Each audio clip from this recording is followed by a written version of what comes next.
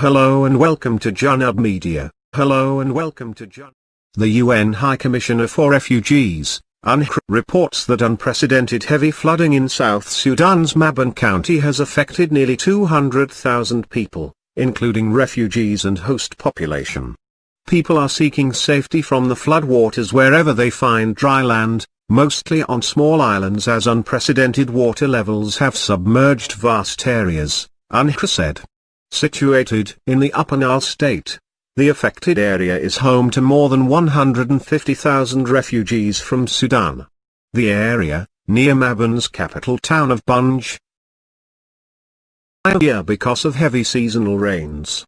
Excess water from the Ethiopian highlands, where rainfall is becoming more intense and irregular, is also carving its way through neighborhoods and broad, swift rivers.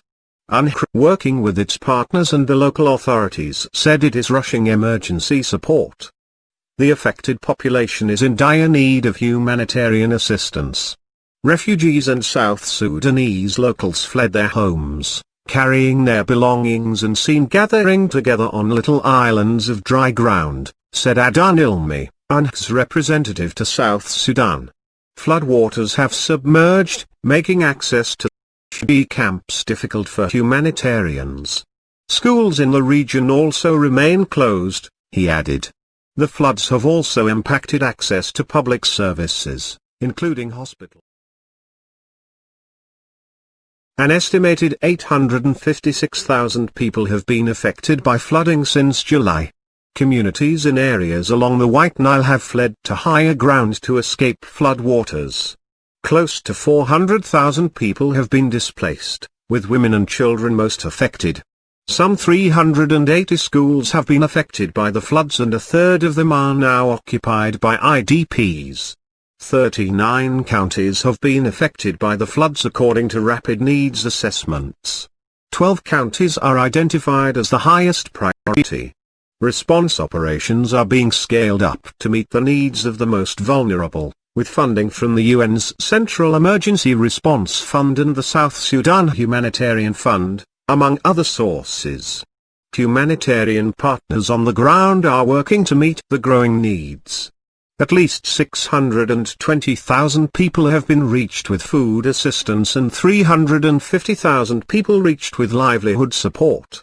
IDPs sheltering in schools in Bor South have received plastic sheeting for temporary shelter and water, sanitation and hygiene support. Protection services are providing support to 54,000 people with general protection, 80,000 with GBV support, and 71,000 with child protection support. At least 650 dignity kits have been distributed and another 8,140 dignity kits pre-positioned in strategic locations. WASH, health and nutrition assistance continues, but response gaps remain high. Scope biometric registration of people is ongoing in flood-affected areas. Due to low funding, the logistics cluster is operating limited rotations. With vast areas still flooded and space on the ground limited, it is critical that they receive additional funding to keep the response moving. An estimated 856,000 people have been affected by flooding since July. Communities in areas along the White Nile have fled to higher ground to escape floodwaters. Close to 400,000 people have been displaced.